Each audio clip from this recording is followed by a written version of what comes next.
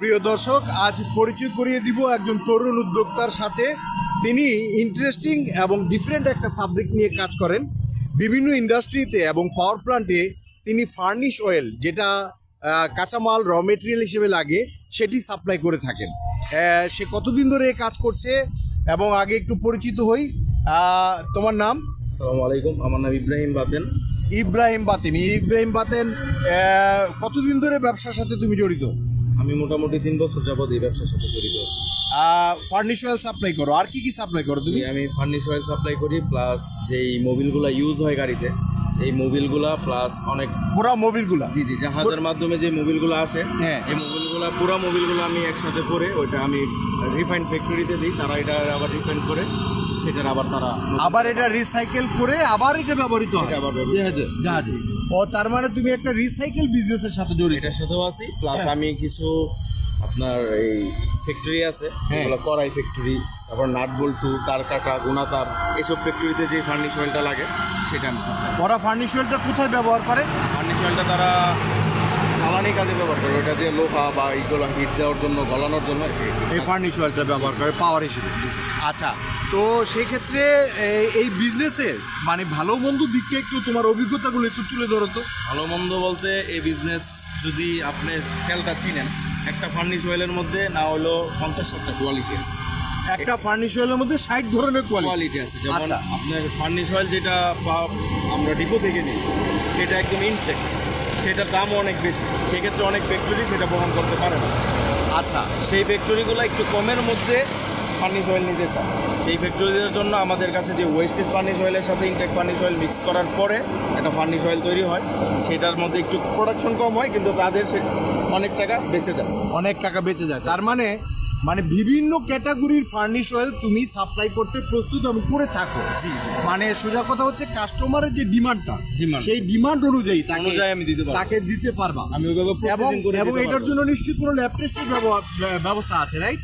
যদি আপনি ইনটেক নিতে চান, রাইট, সেক্ষেত্রে আমি আপনাকে ইনটেকই দিতে পারবো। ইনটেকও দিতে পারবা, আবার ল্যাব টেস্ট করে যদি নিতে চাই সেটাও দিতে পারবা। ইনটেকটাই ল্যাব টেস্ট করে দিতে পারবো। সেকেন্ড, যদি আপনার দেখা যাইতেছে ইনটেকটার দাম 85 টাকা, 90 টাকা এরকমও থাকে। আচ্ছা, সেক্ষেত্রে কিছুটা কমতে পারতে পারে ডলারের কারণে। আপনার ছোট একটা ফ্যাক্টরি আছে, আচ্ছা, আপনি এত টাকা দিয়ে মাল নিলে আপনার পোষাইতেছে। ধরেন আপনার কড়াই ফ্যাক্টরি আছে বা নাট বল্টু গুণাদার ফ্যাক্টরি আছে, সেই ক্ষেত্রে আমরা সেই ফার্নিশ অয়েলটাকে ইনটেকের সাথে একটু নর্মালটা মিক্স করে সুন্দরভাবে বানাই দিই, কিন্তু আপনার প্রোডাকশনটা ঠিক থাকে। আচ্ছা, এটা কেমন প্রফিটেবল বিজনেস, একটা মোটামুটি ধারণা দাও তো। এটা মোটামুটি আলহামদুলিল্লাহ যদি ঠিকঠাক মতো করা যায়, তাহলে আলহামদুলিল্লাহ খুবই ভালো প্রফিটেবল বিজনেস।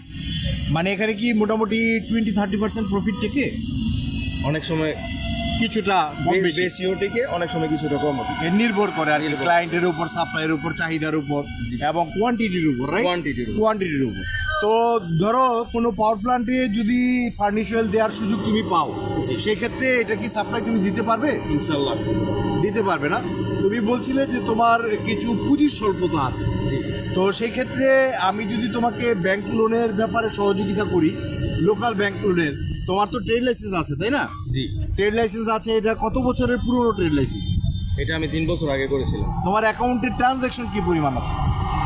আমার অ্যাকাউন্টে ট্রানজ্যাকশন মোটামুটি 3 বছরে সম্ভবত 60-70 লাখ টাকা। 60-70 লাখ টাকার মতো আছে। তাহলে তোমাকে যদি ধরো 10-15 লাখ টাকার মতো তোমাকে ব্যাংক লোন করে দেওয়া যায়, লোকাল ব্যাংক লোন, সেক্ষেত্রে কি তোমার পাওয়ার প্ল্যান্টে ফার্নিশ অয়েল সাপ্লাই দেওয়া কঠিন কিছু হবে? আসলে স্যার, ব্যাপারটা হচ্ছে অনেক পাওয়ার প্ল্যান্টে অনেক পরিমাণ লাগে, রাইট? যেমন আপনার এক গাড়ি মালের মধ্যে 13,000 13,500 এক গাড়িতে আনা যায় লিটার। সেক্ষেত্রে এক গাড়ি মাল আনতে গেলে আপনার দেখা যাইতেছে অনেক সময় আপনার 7 লাখ, 8 লাখ, 10 লাখ টাকাও লাগে যায়। বুঝতে পেরেছি। আমি মালটা যখন কালেক্ট করব ডিপো থেকে, রাইট, ওখানে ক্যাশ দিয়ে তোমাকে চট্টগ্রামের ডিপো থেকে আমি ক্যাশ দিয়ে কালেক্ট করবো। Right. সেক্ষেত্রে আমি যখন পাওয়ার প্ল্যান্টে দিব, তারা যদি আমাকে সাথে সাথে পেমেন্ট ব্যাক না করে, হ্যাঁ, তারা যদি বলে আমার 7 দিন পরে বা 10 দিন পরে 3 গাড়ি দেওয়ার পরে, এমন দেখা যাচ্ছে প্রতি পাওয়ার প্ল্যান্টে 2 গাড়ি, 3 গাড়ি, 5 গাড়ি, 10 গাড়ি মাল হবে। হ্যাঁ, দেওয়ার পরে তারা পেমেন্টটা করবে, রাইট? দেওয়ার পরে পেমেন্টটা করবে। তুমি গ্যালসিতে কখনো মাল সাপ্লাই দাও না, তাদের সাথে এগ্রিমেন্টের বেসিসে দিয়ে দাও? আমি নর্মালি এগ্রিমেন্টের বেসিসে দেই। Agreement-এর সেক্ষেত্রে একটা জিনিস কি, আমি যদি মাল দেই তাদেরকে, ধরো তোমার 10-15-20 লাখ টাকার একটা সাপোর্ট দরকার, সেটা যদি আমি বা আমার পরিচিত কেউ তোমাকে ইনভেস্ট করতে চায় তাহলে নিশ্চয়ই তুমি তার সঙ্গে বেনিফিট শেয়ার করবে, রাইট? ইনশাল্লাহ, হ্যাঁ। নাম্বার ওয়ান, এখন যে ব্যক্তি তোমার সাথে ইনভেস্ট করবে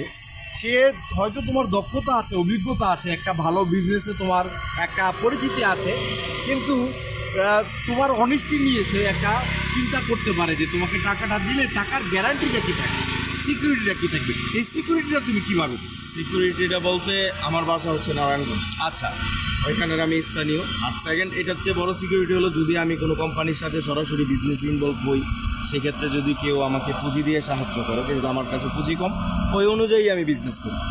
আচ্ছা, নগদ টাকায় বিজনেস করি। আমি গাড়ি দিয়ে মাল দিলাম, মাল দেওয়ার পরে আমার ক্যাশ টাকা না ধরো তোমাকে কেউ ইনভেস্টমেন্ট দিল, তুমি টাকাটা কোনো কারণে নেয়ার পর এটা লস হইলো বা কোনো কারণে এটা এমন একটা সমস্যা তৈরি হইলো, টাকাটা তুমি তাকে ফেরত দিতে চাচ্ছ না, সে গ্যারান্টিটা পাবে কোথায়? তার এই মূল ধরনের গ্যারান্টি। লাভ সে হয়তো কোনো কারণে না পেলেও মেনে নিল, কিন্তু সে তার টাকাটা দিয়ে দিল 10-20 লাখ টাকা, এই টাকার গ্যারান্টিটা সে কীভাবে পাবে? এখন ধরেন সে আমার যদি আমি একটা কোম্পানির সাথে বিজনেস করতে চাই, সেই ক্ষেত্রে যদি সে আমাকে সে মূলধনটা দিতে চায়, তাকে সহকারে আমি কোম্পানির সাথে কথা বলবো।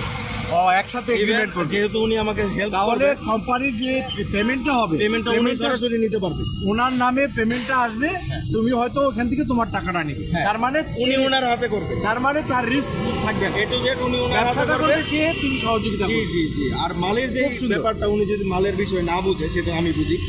মালে লস মানে হইলে তোমার এক্সপিরিয়েন্সটা সে ব্যবহার করবে, সে নিজে পেমেন্ট নিবে, রিস্ক প্লেস, কোনো রিস্ক থাকবে না, বরং তুমি রিস্কে থাকবে যে তোমার পেমেন্টটা তুমি ঠিকমতো পাও কিনা। জি জি। হ্যাঁ, তার হাত থেকে তুমি পেমেন্টটা নেবে।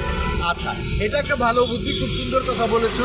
তো সেই ক্ষেত্রে ভালো, এই ধরনের কোনো অর্ডার পেতে আমি বিভিন্ন জায়গায় কথা বলবো, কারণ 6-7টা পাওয়ার প্ল্যান্টের মালিকের সঙ্গে আমার যোগাযোগ আছে, আমি তাদের সাথে কথা বলবো এবং তোমার প্রয়োজনে তোমার ইচ্ছে বা স্বপ্নটা আমি বুঝতে পেরেছি, তুমি ব্যবসায়ী হিসেবে একটু আগাতে চাচ্ছ, ডেভেলপ হতে চাচ্ছ সততার সাথে, এবং তোমার কমিটমেন্টের জায়গায় কোনো প্রবলেম নেই, কাউকে ফাঁকি দেওয়ার ইচ্ছাও নাই, তুমি তোমার অভিজ্ঞতাটা ব্যবহার করে বড় হতে চাচ্ছ, এই হচ্ছে তোমার ব্যাপারটা।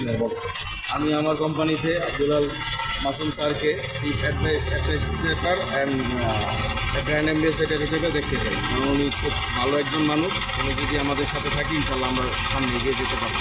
অসংখ্য ধন্যবাদ। আমি ইনশাল্লাহ তোমাদের কোম্পানিকে এগিয়ে দেওয়ার জন্য আমি প্ল্যান করব, ওয়ার্ক ডিজাইন করব এবং তোমাকে এগিয়ে দেওয়ার জন্য আমি চেষ্টা করবো তোমার স্বপ্ন এবং ইচ্ছা পূরণের জন্য। জি স্যার, আপনার প্রতি পূর্ণ আস্থা আমার আছে। ইনশাল্লাহ এবারে টুকটাক কাজ আপনার সাথে করেছি, আমি খুব আপনাকে খুব বিশ্বাস করি। ওকে, ধন্যবাদ।